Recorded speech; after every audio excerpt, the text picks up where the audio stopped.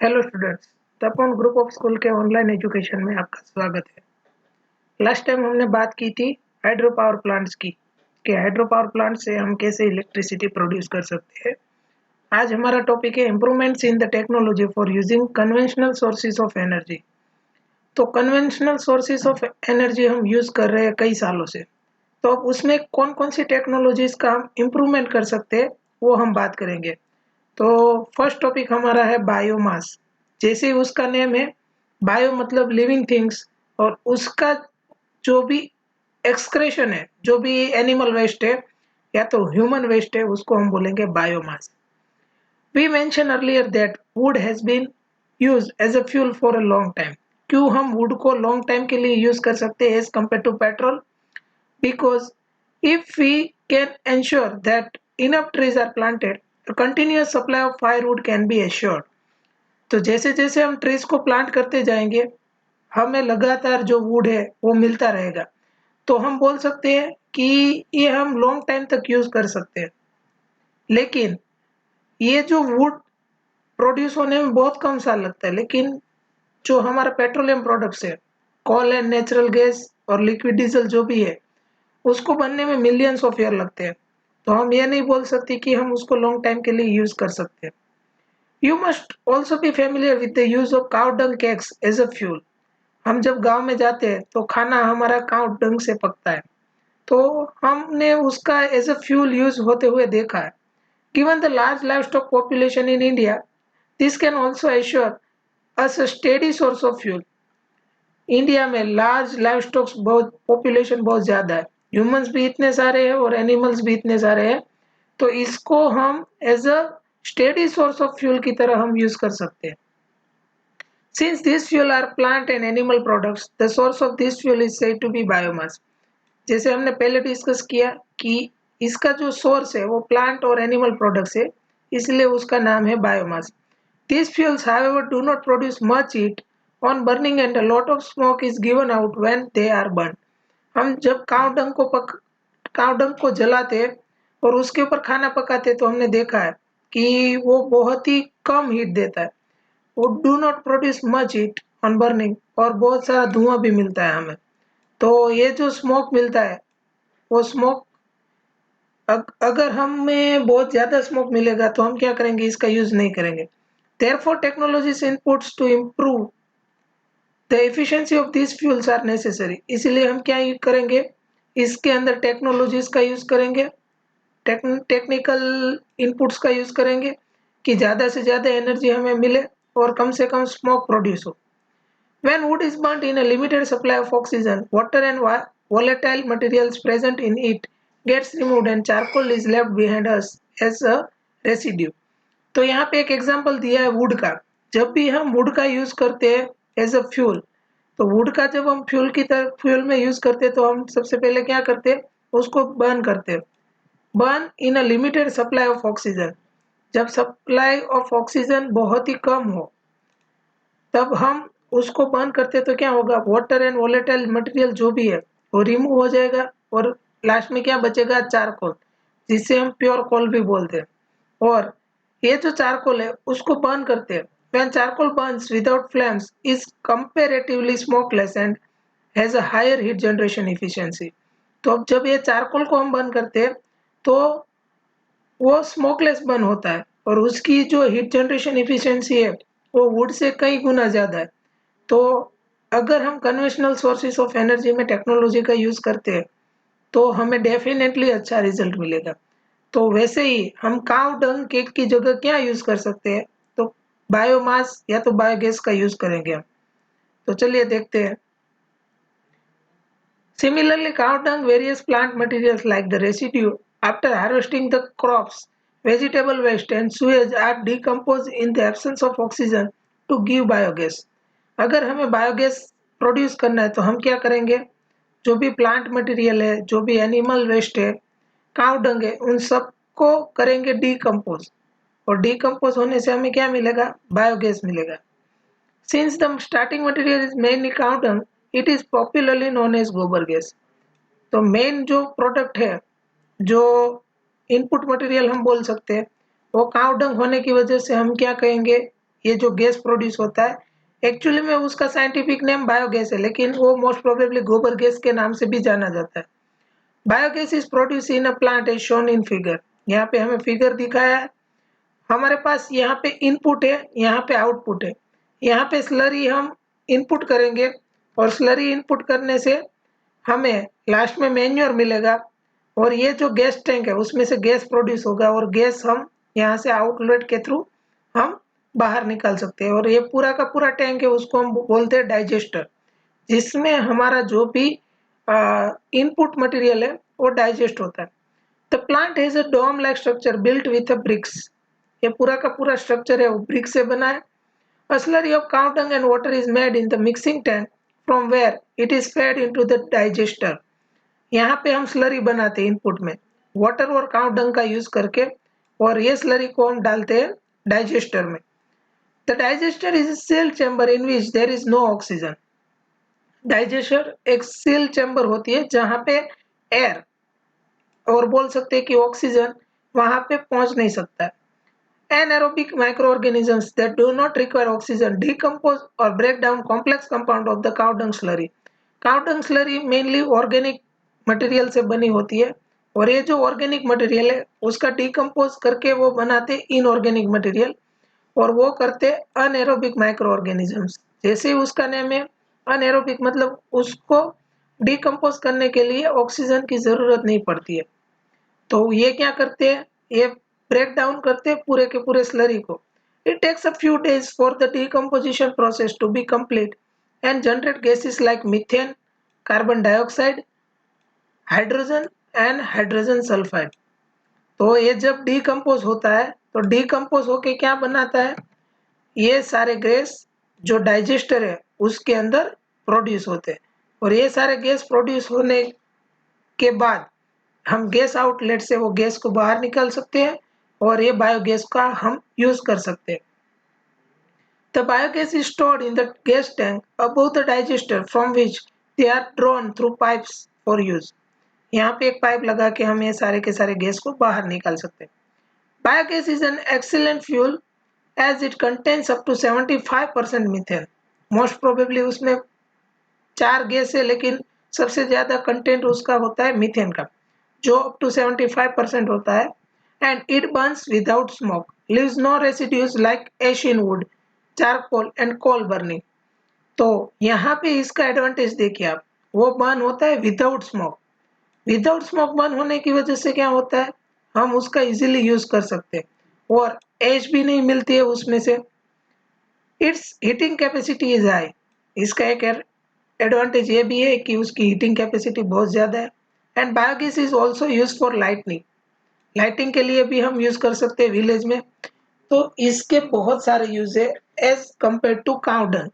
तो देखिए यहाँ पे हमने टेक्नोलॉजी का यूज किया नॉन कन्वेंशनल रिसोर्सेज में और उसमें से हमें हाई एफिशिएंट वैल्यू वाला जो है फ्यूल मिला। तो हम टेक्नोलॉजीज का यूज करके जो हमारे non conventional source conventional source of energy है उसका हम अच्छी तरह से यूज कर सकते हैं। The slurry left behind is remove periodically and use as excellent manure. ये जो स्लरी यहाँ से बाहर निकलेगी वो अब हो गए फर्टिलाइजर की तरह हम यूज कर सकते हैं और मैन्योर इसको बोलते हैं क्योंकि ये नेचुरल फर्टिलाइजर है। Rich in nitrogen and phosphorus, उसमें नाइट्रोजन और फॉस्फोरस जो कि प्लांट्स को बहुत ज्यादा जरूरी है एज ए न्यूट्रिशन, तो हम उसका एज ए मैन्योर यूज कर सकते हैं। The large scale utilisation of bio waste and sewage material provides a safe and efficient method to waste disposal besides supplying energy and manure. तो ये जो waste disposable है ह्यूमन और animals का, तो वो सुएज मटेरियल प्लांट में जब बायो वेस्ट के थ्रू जाता है तो उसको हमें ठिकाने लगाने में बहुत मुश्किल होते हैं। लेकिन ये बायोमास का बायोगैस का यूज करके प्लांट का यूज करके हम उसको कन्वर्ट कर सकते हैं एनर्जी और मैन्योर में। तो हम इसका एक यूटिलाइजेशन भी कर सकते हैं और उसके अंदर से हमें एनर्जी और मैन्योर भी मिलता है। Do you think that biomass is a renewable source of energy? क्या हम बोल सकते हैं कि biomass renewable source of energy है?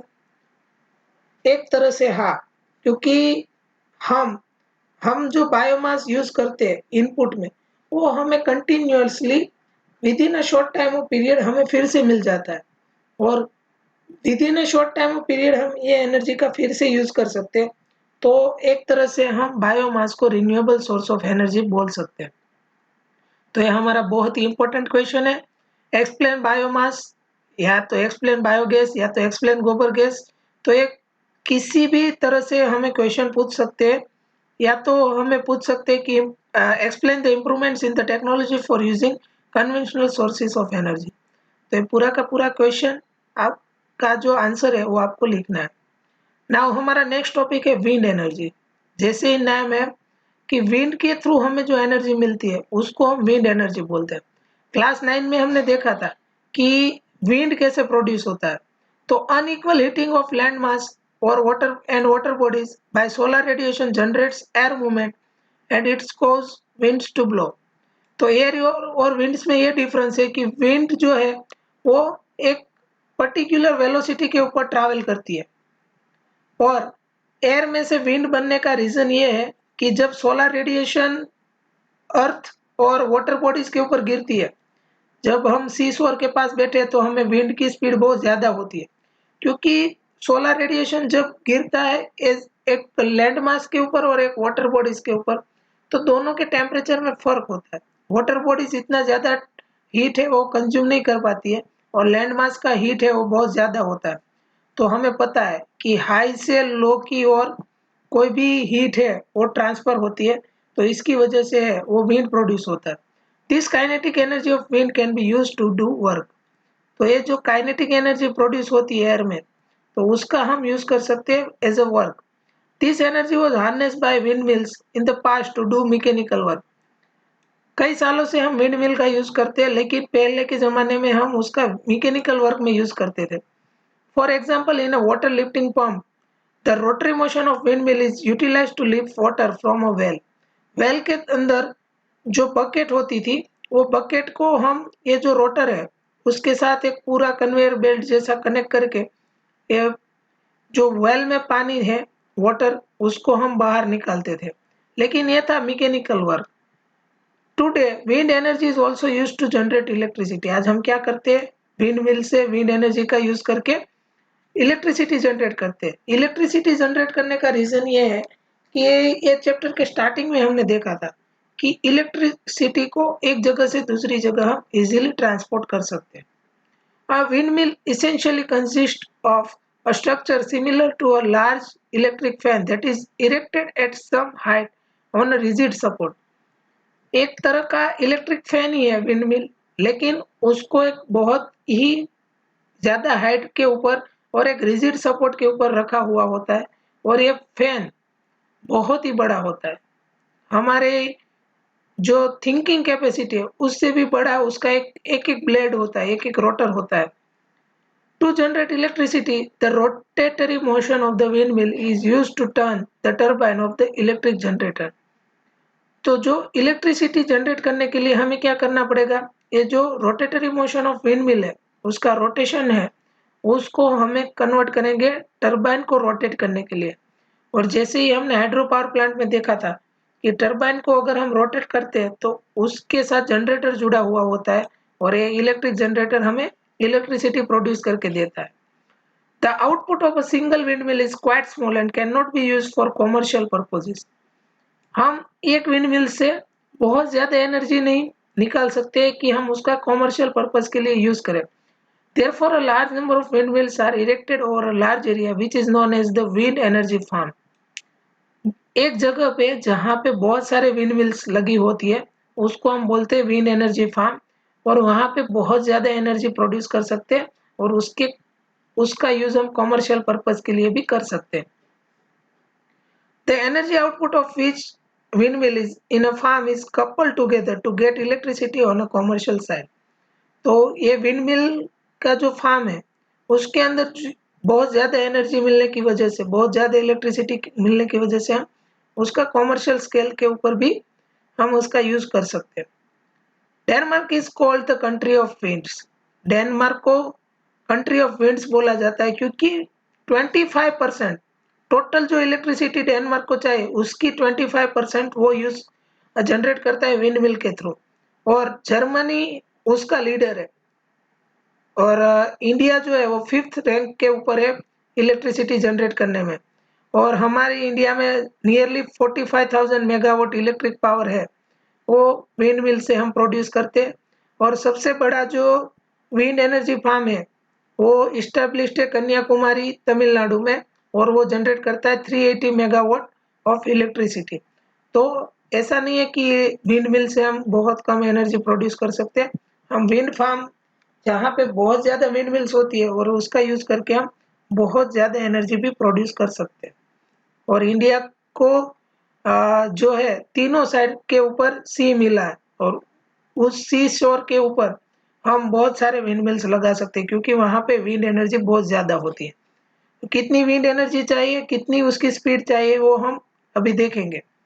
Wind energy is an environmental friendly and efficient source of renewable energy.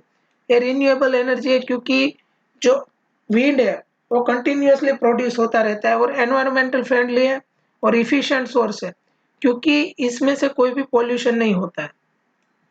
It requires no recurring expenses for the production of electricity. एक बार अगर हमने इसका इस्टेब्लिशमेंट कर दिया तो उसके बाद है बहुत सारा एक्सपेंस नहीं लगता है इलेक्ट्रिसिटी जनरेट करने में।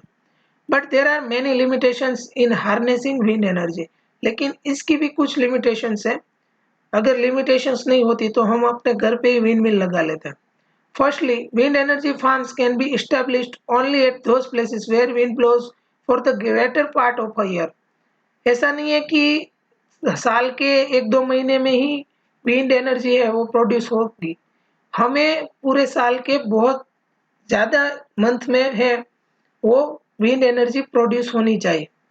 तो 8 या 9 मंथ अगर विंड एनर्जी है वो मिलती रहती है तो हम वहाँ पे विंड मिल लगा सकते हैं।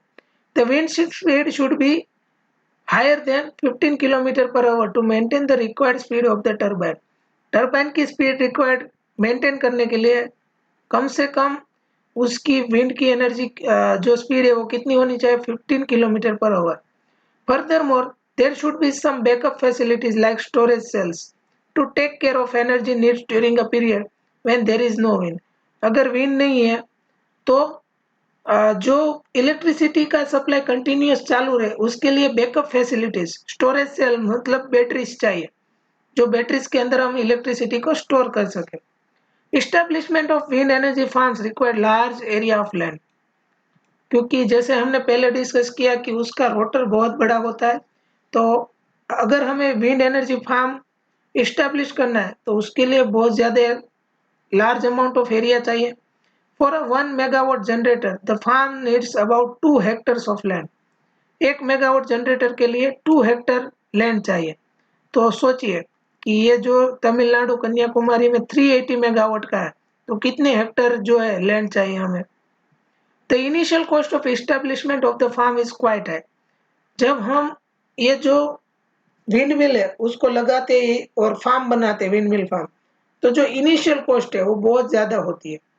Moreover, since the tower and blades are exposed to a vagaries of nature like rain, sun, storm and cyclone, they need a high level of maintenance. तो ये जो रोटर है वो में मोस्टली बनी होती है आयन से। तो ये रेन और सन और स्टॉर्म और साइक्लोन जो भी नेचुरल पैरामीटर्स है उसके डायरेक्ट कांटेक्ट में आने की वजह से उसमें सडन चेंज होता है, कोरोजन होता है। तो उसका time to time regular maintenance कराना भी ज़रूरी है। तो ये थी इसकी लिमिटेशंस, और ये हमने पढ़ा विंड एनर्जी। जो नेक्स्ट टॉपिक हमारा है अल्टरनेटिव और non conventional sources of energy, वो हम नेक्स्ट लेक्चर में देखेंगे। तो यहाँ पे हमारा जो कन्वेंशनल सोर्सेज ऑफ एनर्जी है वो पार्ट यहाँ पे ख़त्म होता है। नेक्स्ट लेक्चर में ये जो हम डिस्कस करने वाले हैं, तो मैं आशा करता हूँ कि ये डिस्कस करने से पहले आप ये पूरा चैप्टर एक बार रिवाइज कर लीजिए। तब तक के लिए बेस्ट ऑफ लक।